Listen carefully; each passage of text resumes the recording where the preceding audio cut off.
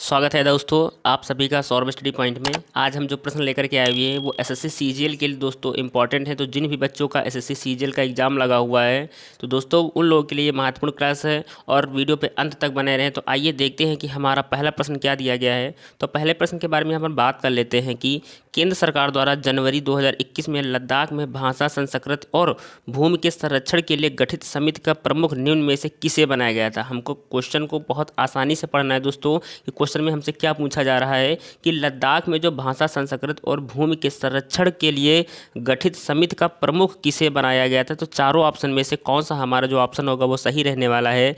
तो अगर बात करें सही जवाब की तो पहला ऑप्शन जो होगा वो हमारा करेक्ट हो जाएगा। जी किशन रेड्डी जो जवाब होगा हमारा करेक्ट हो जाएगा। तो दोस्तों पहला ऑप्शन हमारा राइट रहने वाला है। आइए देखते हैं कि अगला प्रश्न हमारा क्या दिया गया है। अगले प्रश्न के बारे में यहाँ पर बात कर लेते हैं कि 1962 में एशियाई खेलों के स्वर्ण विजेता टीम के सदस्य कौन से दो महान फुटबॉलरों का 2020 में निधन हो गया है। हमको बताना है कि जो 2020 में जो फुटबॉलर का निधन हुआ है दोस्तों वो कौन है जिन्होंने 1962 के एशियाई खेलों में स्वर्ण पदक विजेता टीम के सदस्य थे। तो आइए देखते हैं दोस्तों ये करंट अफेयर का दोस्तों प्रश्न है। तो आपको जितने भी हम 25 दोस्तों क्वेश्चन कराने वाले हैं एसएससी सीजीएल का हूबहू पेपर की तरह सेम पैटर्न रहने वाला है। तो आइए देखते हैं कि कौन वो दोस्तों इसका जो सही जवाब होगा हमारा क्या हो जाएगा। अगर बात करें तो तीसरा ऑप्शन जो होगा चुन्नी गोस्वामी और पीके बनर्जी जो जवाब होगा हमारा करेक्ट हो जाएगा। तो तीसरा ऑप्शन हमारा सही हो जाएगा। दोस्तों ये दो फुटबॉलर थे जिनका 2020 में इनका निधन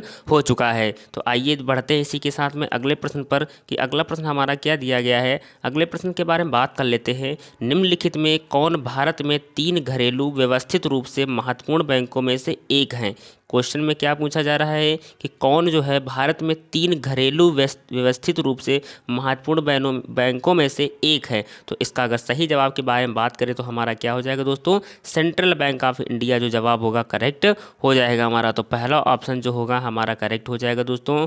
एसबीआई जो जवाब होगा करेक्ट रहने वाला है दोस्तों। तो पहला ऑप्शन हमारा सही हो जाएगा। आइए इसी के साथ में चलते हैं अगले प्रश्न पर। अगला प्रश्न हमें क्या दिया गया है। तो अगर बात कर लेते हैं यहाँ पर हम पहले अगले प्रश्न के बारे में कि निम्न में से किसने मूल पाठ लिखा है। किसने मूल पाठ लिखा है। तो अगर बात करें सही जवाब की तो इसका सही जवाब हो जाएगा दोस्तों कणाद ने लिखा है। किसने लिखा है कणाद ने लिखा है। तो पहला ऑप्शन जो होगा वो हमारा राइट हो जाएगा। तो आइए इसी के साथ में हम अगले प्रश्न पर चलते हैं दोस्तों कि अगला प्रश्न हमें दिया गया है क्वेश्चन की अगर बात करें कि एक व्यक्ति का वैदिक दृष्टिकोण और समाज में उसका संबंध जीवन के 4 उद्देश्यों से निर्धारित होता है। निम्न में से कौन सा इन उद्देश्यों में से एक नहीं है। तो दोस्तों 4 उद्देश्यों से निर्धारित होता है लेकिन उनमें से एक नहीं है।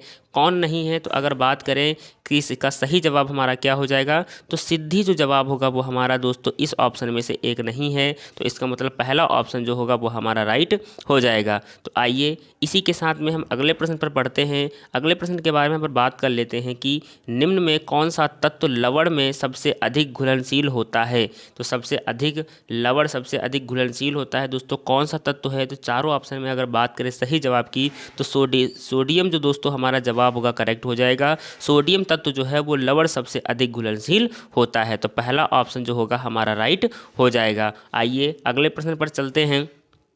अगला प्रश्न दिया गया है कि पुष्यभूति जिन्होंने थानेश्वर में शासन किया था राजवंश के संस्थापक थे।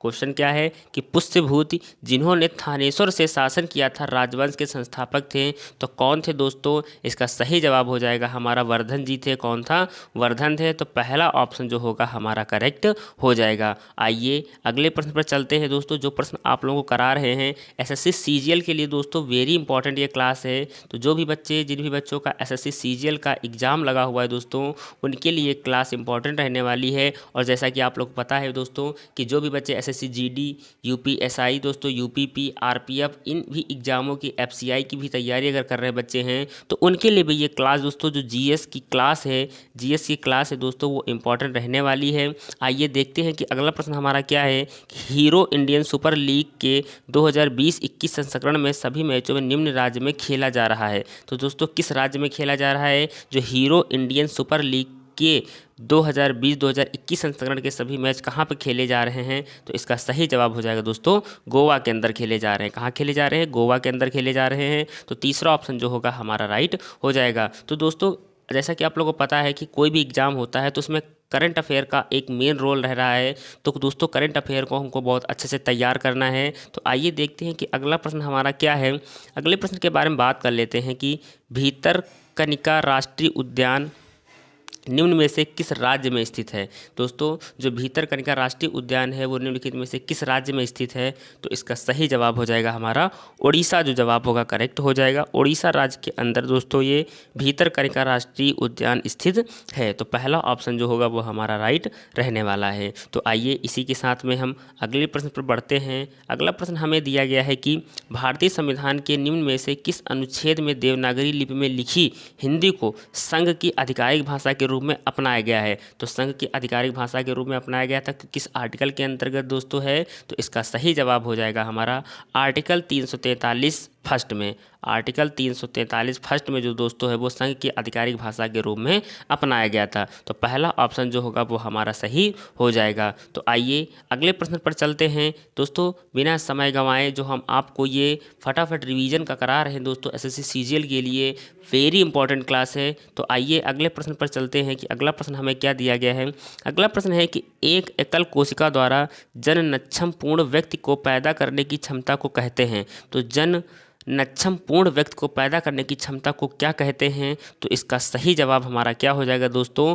तो इसका सही जवाब हो जाएगा सेकंड ऑप्शन जो होगा हमारा पूर्ण सतर्कता, टोटिपोटेंसी हम इसको कहते हैं। तो सेकंड ऑप्शन जो होगा वो हमारा करेक्ट हो जाएगा। पूर्ण सतर्कता, टोटिपोटेंसी जो है इसको दोस्तों हम कहते हैं। यह एक एकल कोशिका द्वारा जननक्षम पूर्ण व्यक्ति को पैदा करने की क्षमता को इसको हम कहते हैं। तो आइए अगले प्रश्न पर चलते हैं। अगला प्रश्न दिया गया है कि निम्न में से किसका प्रशासन एक ऐसा मॉडल बना जिसका अनुसरण अकबर ने किया जब उसने मुगल साम्राज्य को संगठित किया। तो अगर सही जवाब के बारे में बात करते हैं कि सही जवाब हमारा क्या हो जाएगा, तो इसका जो सही जवाब रहने वाला है, आइए देखते हैं कि इसका सही जवाब क्या हो।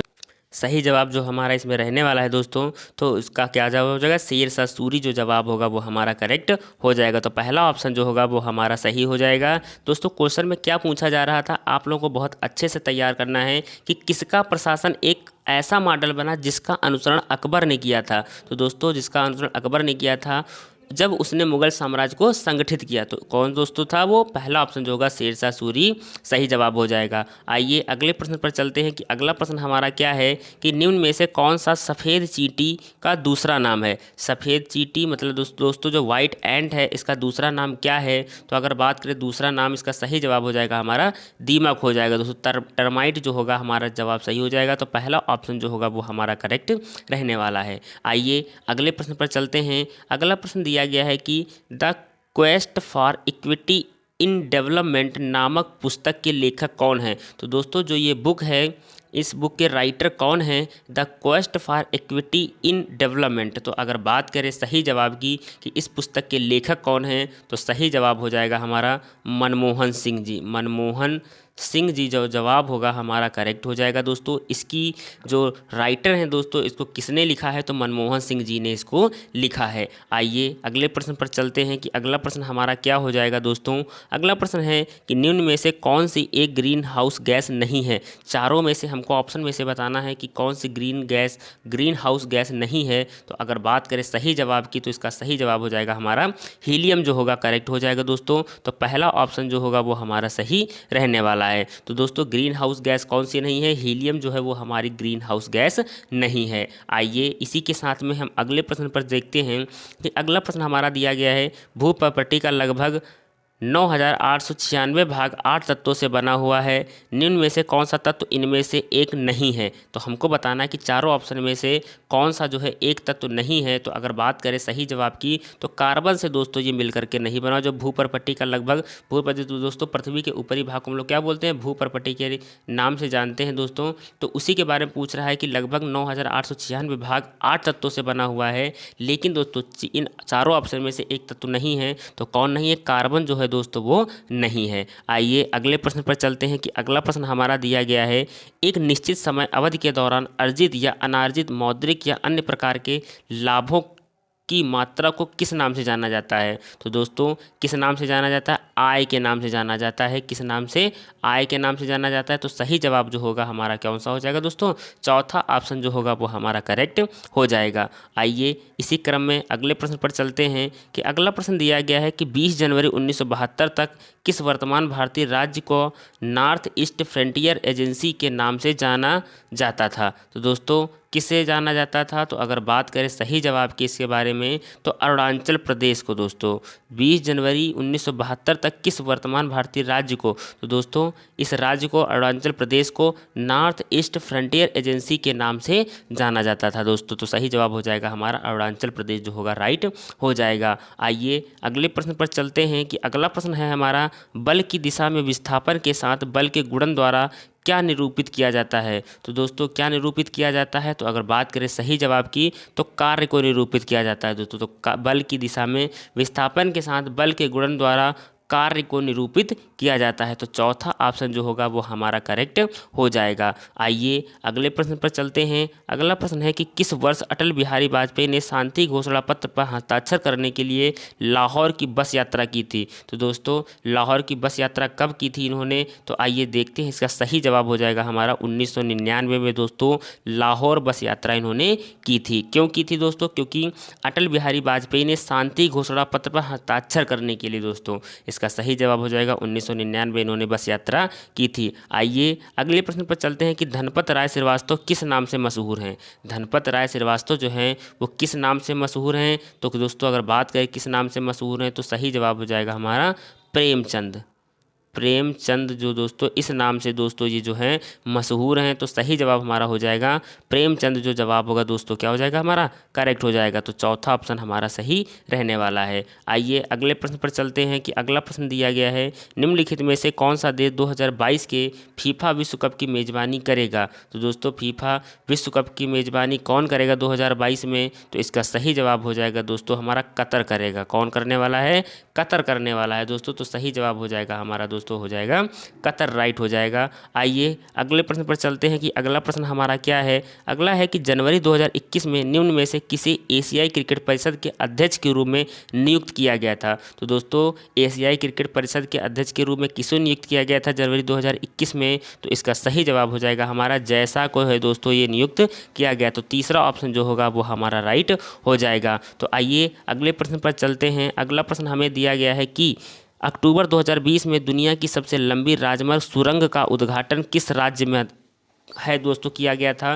दोस्तों ये प्रश्न हम आपके लिए होमवर्क दे रहे हैं। तो जो भी बच्चे दोस्तों वीडियो पे अंत तक बने रहे हैं तो उन लोगों के लिए दोस्तों ये क्वेश्चन है कि आप लोग इसके बारे में ज़्यादा से ज़्यादा लिखें, कमेंट में हमें बताएं कि दोस्तों यहाँ के सीएम कौन है। अगर बात करें जहाँ का दोस्तों ये सुरंग है राजमार्ग है दोस्तों वहाँ के सीएम का नाम बताएं, वहाँ के गवर्नर का नाम बताएं दोस्तों और वहाँ की कैपिटल बताएं। आप लोग कमेंट बॉक्स में कमेंट करके लिख के ज़रूर बताइएगा दोस्तों। जितना लिखेंगे आप लोग उतनी आपकी अच्छी तैयारी होगी और लोग आपको जानेंगे। तो जो भी बच्चे दोस्तों SSC CGL वनडे एग्जाम कोई भी हो दोस्तों, FCI हो गया, UPP हो गया दोस्तों, SSC GD हो गया और दोस्तों UP PCL हो गया दोस्तों, तो जो भी बच्चे इन सभी एग्जामों की तैयारी कर रहे हैं उनके लिए जो क्लास है दोस्तों बहुत इंपॉर्टेंट है। तो जो भी बच्चे चैनल पे अभी तक नए हैं चैनल को सब्सक्राइब कर लें ताकि दोस्तों आप लोग को एक डेली वीडियो मिलती रहे और अपडेट मिलता रहे दोस्तों और एग्ज़ाम में आप अच्छा स्कोर कर सकें।